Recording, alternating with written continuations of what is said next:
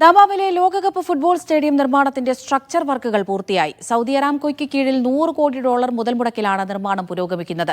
Smart cooling സംവിധാനങ്ങളും ആഡംബര VIP സൂട്ടുകളും ഉൾക്കൊള്ളുന്നതാണ് സ്റ്റേഡിയം. ദമാം റാക്ക സ്പോർട്സ് സിറ്റിയിൽ പുരോഗമിക്കുന്ന സൗദി അരാംകോ സ്റ്റേഡിയത്തിന്റെ നിർമ്മാണം അതിവേഗം പുരോഗമിക്കുന്നു. സൗദി അരാംകോ നിർമ്മിക്കുന്ന കായികാസ്ഥാനത്തിന്റെ സ്ട്രക്ചർ വർക്കുകൾ അന്തിമഘട്ടത്തിൽ എത്തി. $100 കോടി മുതൽ മുടക്കിൽ സൗദി അരാംകോയാണ് സ്റ്റേഡിയം ഒരുക്കുന്നത്. സ്മാർട്ട് കൂളിംഗ് സംവിധാനങ്ങൾ, അംഗപരിമിതർക്കുള്ള പ്രത്യേക സൗകര്യങ്ങൾ, ആഡംബര VIP സൂട്ടുകൾ, പ്രകൃതി സൗഹൃദ നിർമ്മാണം തുടങ്ങി നിരവധി പ്രത്യേകതകളും സംവിധാനങ്ങളും സ്റ്റേഡിയത്തിന്റെ സവിശേഷതകളാണ്.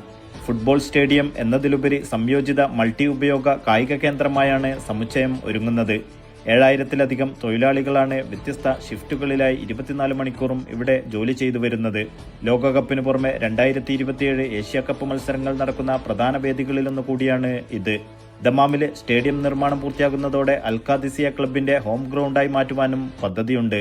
47,000 സീറ്റിംഗ് കപ്പാസിറ്റിയുള്ള സ്റ്റേഡിയത്തിന്റെ നിർമ്മാണം 2026 പൂർത്തിയാക്കാനാണ് ലക്ഷ്യമിടുന്നത്. നൌഷാദ് റിക്കോർ, മീഡിയ 1, ദമ്മാം.